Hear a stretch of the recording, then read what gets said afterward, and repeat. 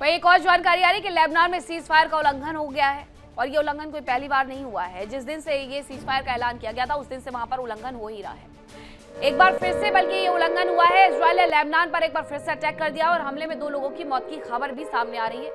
Lebanon पर लगातार Israel की तरफ से हमले किए जा रहे हैं। जो वाशिंगटन में बैठ करके ये कह रहे थे कि हमारी तरफ से किसी भी प्रकार का कोई हमला नहीं किया जाएगा। हालांकि एक सच ये भी है कि उत्तरी इजराइल में हिजबुल्लाह की तरफ से लगातार हमले किए जा रहे हैं, जिसकी वजह से ये हमले इजराइल को भी करने पड़ रहे हैं ताकि वो अपने यहाँ पर होने वाले हमलों को रोक पाए। लेकिन वैसी तबाही अब देखने को नहीं मिल रही है जैसे कि दक्षिणी लेबनान में लगातार इजराइल की कार्रवाई में देखने को मिल रही थी। लेबनान में सीज फायर के उल्लंघन के पीछे की वजह दरअसल यही है कि उत्तरी इजराइल में हिजबुल्लाह लगातार हमले करते जा रहा है। उत्तरी इजराइल में वो भयानक हमले करके सब कुछ वहां पर खत्म करने के लिए उतारू है, जैसा कि दक्षिणी लेबनान में तस्वीरें दिखाती हैं। इसी वजह से इजराइल ने लेबनान पर अटैक किया, लेकिन ये लेबनान को नहीं बल्कि हिजबुल्लाह को करारा जवाब था। हालांकि इस पूरे हमले में 2 लोगों की मौत हो चुकी है, ये बताया जा रहा है। एक और खबर आ रही है कि साउथ लेबनान में ही, दक्षिण लेबनान में ही हिजबुल्लाह की कार्रवाई देखने को मिली है।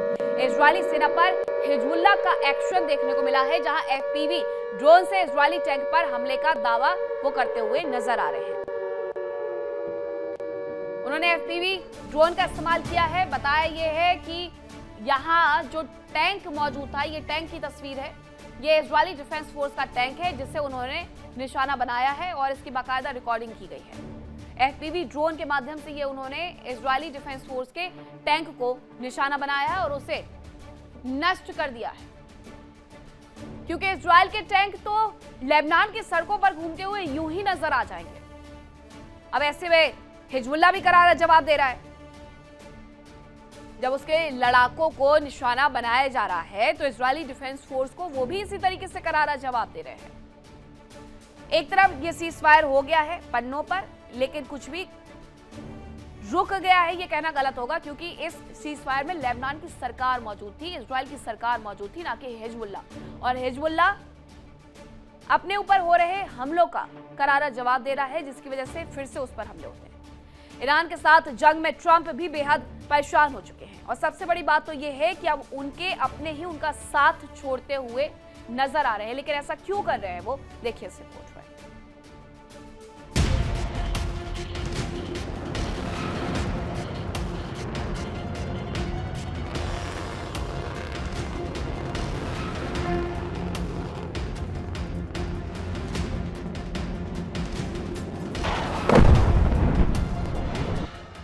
ईरान के साथ जंग को लेकर राष्ट्रपति ट्रंप चौतरफा घिरते जा रहे हैं। एक के बाद एक वरिष्ठ अधिकारी उनका साथ छोड़ रहे हैं, वहीं दूसरी ओर उनकी पार्टी के लोग ही उनके खिलाफ हो रहे हैं।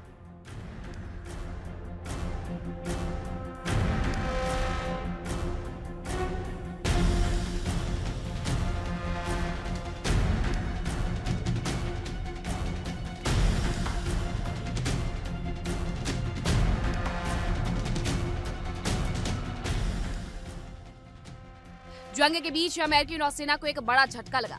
अमेरिकी नौसेना सचिव जॉन फेलन ने इस्तीफा दे दिया। रक्षा सचिव की ओर से सोशल मीडिया पर लिखा गया कि अधिकारियों ने फेलन की सेवाओं के लिए आभार जताते हुए कहा कि उन्होंने अपने कार्यकाल के दौरान नौसेना विभाग और अमेरिकी नौसेना दोनों में योगदान दिया। जॉन फेलन का जाना कई सवाल खड़े कर रहा है। खासकर अमेरिका में एक के बाद एक वरिष्ठ अधिकारियों के इस्तीफे को लेकर सरकार पर ही सवाल खड़े हो रहे हैं। पश्चिमी मीडिया के मुताबिक जॉन फेलन का नाम एप्स्टीन के साथ जुड़ा था। मीडिया रिपोर्ट्स के अनुसार साल 2006 में एप्स्टीन के साथ प्राइवेट जेट में सफर करने वालों में जॉन फेलन का नाम भी शामिल था। इसके अलावा रक्षा मंत्री पीट हेग्सेट के साथ भी उनके रिश्ते तनावपूर्ण रहे। ट्रंप केवल अपने अधिकारियों को लेकर ही टेंशन में नहीं है, बल्कि उनकी रिपब्लिकन पार्टी के साथी भी अब उनके खिलाफ आवाज बुलंद कर रहे हैं।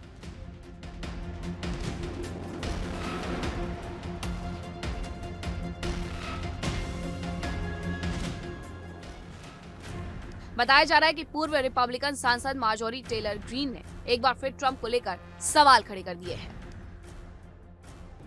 ग्रीन के अलावा अमेरिकी सीनेटर क्रिस मर्फी ने भी चेतावनी दी। उन्होंने कहा कि ईरान युद्ध से होने वाला नुकसान और बढ़ सकता है और इसके जिम्मेदार ट्रंप होंगे।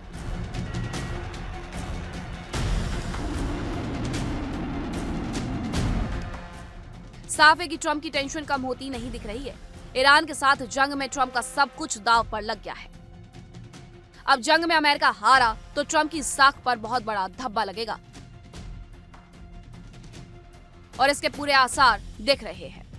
Bureau report, India daily.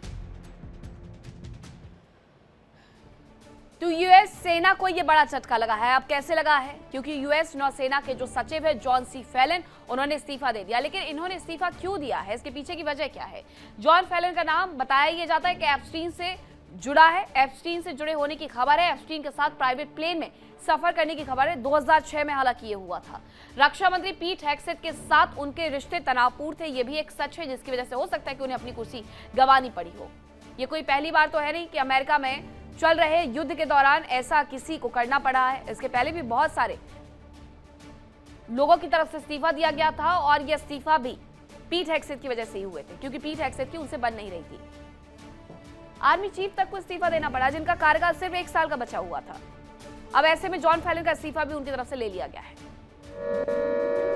खबर यह है कि अपनी सुरक्षा के लिए तुर्की अलर्ट नजर आ रहा है। ब्रिटेन के साथ उसने 10.7 अरब डॉलर का सौदा कर लिया है और इसके साथ साथ 44 यूरो फाइटर जेट खरीदने तुर्की ब्रिटेन से जा रहा है। यह बड़ी जानकारी आ रही है कि तुर्की अपने आप को मजबूत करते जा रहा है और उसने इसके लिए एक बड़ा रक्षा सौदा कर लिया है ब्रिटेन के साथ, और इसके लिए 10.7 अरब डॉलर का सौदा उसने मंजूर कर लिया है, जिसके तहत वो 44 यूरो फाइटर जेट खरीदेगा। तुर्की ब्रिटेन से ये खरीदने जा रहा है। तुर्कियों को लेकर के भी तो तमाम ऐसी खबरें आई थी जिसमें ये कहा गया था कि इजराइल कभी भी तुर्की की तरफ भी बढ़ सकता है, और उसके पीछे की वजह दरअसल ये है गाजा पर लगता हुआ राफा बॉर्डर जो कि गाजा और तुर्की को कनेक्ट करता है, इजिप्ट को कनेक्ट करता है। ऐसे में इजिप्ट से लेकर के तुर्की तक ये विवाद गहरा गया था कि इजराइल ये कह रहा है कि गाजा से जाने वाले लोगों को तुर्की या इजिप्ट क्यों अपने यहां पर पनाह दे रहा है। इसलिए तुर्की और इजराइल के बीच में काफी विवाद देखने को मिला था और ऐसा माना जा रहा था कि इजराइल कभी भी उस पर हमला कर देगा, और तुर्की अब अपने आप को इसी तैयारी के लिए आगे रख रहा है। ट्रंप और पुतिन की बढ़ती करीबी। ट्रंप और पुतिन करीब आते जा रहे हैं क्योंकि यूएस ने रूस को G20 समिट के लिए एक निमंत्रण भेज दिया है, जो कि 14 और 15 दिसंबर को मायामी में होने वाला है G20 समिट। रूस के विदेश मंत्रालय ने इसकी पुष्टि कर दी है कि अमेरिका की तरफ से उन्हें ऑफिशियली बुला लिया गया है। ऑफिशियली उन्हें औपचारिक तौर पर निमंत्रण भेज दिया गया है। यूएस ने रूस को G20 समिट के लिए जो निमंत्रण भेजा है उसके बारे में ये बताया गया कि 14-15 दिसंबर 2026 को ये G20 समिट मायामी में होने वाला है।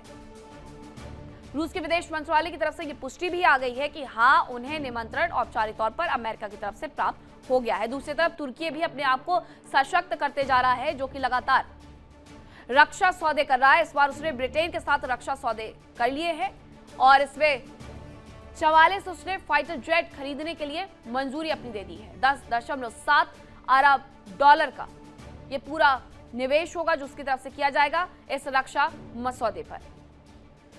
रशिया और अमेरिका के बीच में बढ़ती हुई नजदीकियां यूक्रेन से भी नहीं छिपी है, इसलिए यूक्रेन भी दूसरी तरफ उन्हें खुश करने की तैयारी करते हुए नजर आ रहा है।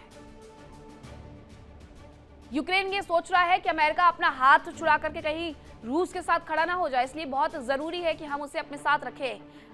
यूक्रेन अब ये कर रहा है कि डोनबास के एक पूरे क्षेत्र का नाम बदल करके वो डोनी लैंड कर रहा है ताकि डोनाल्ड ट्रंप खुश हो जाए। अमेरिका ईरान के बीच युद्ध में नुकसान किसी को भी हो, लेकिन फायदा पुतिन का हो रहा है। प्रतिबंध झेल रहा रूस का तेल अब अपना कारोबार चमकाते हुए नजर आ रहा है।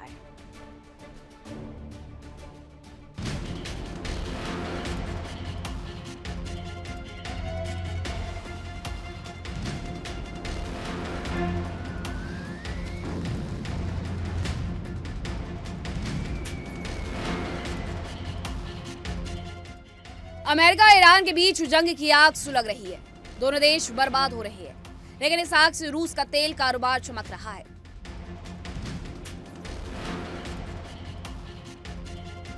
जहां एक और हॉर्मुज स्ट्रेट ब्लॉक होने से दुनिया भर में तेल की सप्लाई कम हो गई है, तो वहीं यूरोप तक रूस का तेल पहुंचने लगा है।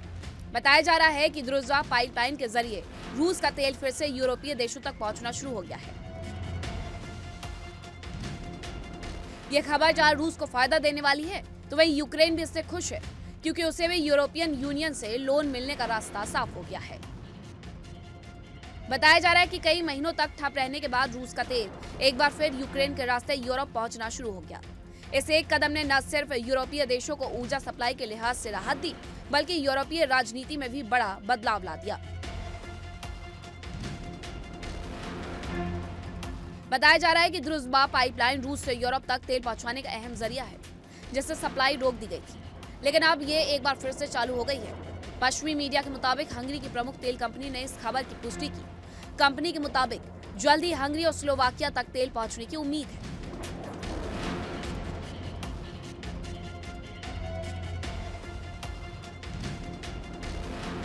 द्रुज़्बा पाइपलाइन से तेल सप्लाई का असर यूरोपीय सियासत पर भी पड़ा। यूक्रेन को आर्थिक पैकेज पर हंगरी की लगाई रोक भी हट गई।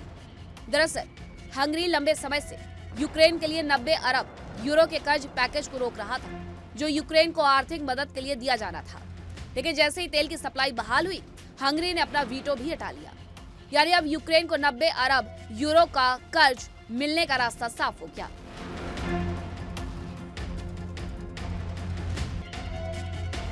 बताया जा रहा है कि ब्रसेल्स में यूरोपीय संघ के राजदूतों ने कर्ज को मंजूरी दे दी है और जल्द ही सभी सदस्य देश इसे औपचारिक रूप से पास कर देंगे। हंगरी और स्लोवाकिया दोनों ही रूस के तेल पर काफी निर्भर है और यही वजह थी कि पाइपलाइन बंद होने से इन देशों पर भारी दबाव था।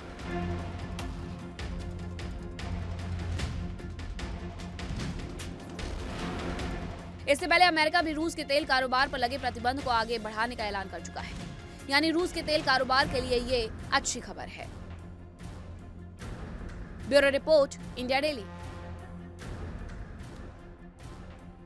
देखिए इंडिया डेली 24/7 अब आपकी स्मार्ट टीवी पर। इंडिया डेली मौजूद है सभी डिजिटल प्लेटफॉर्म पर लाइव और लगातार। इंडिया डेली 24/7 हर दिन राष्ट्र को समर्पित।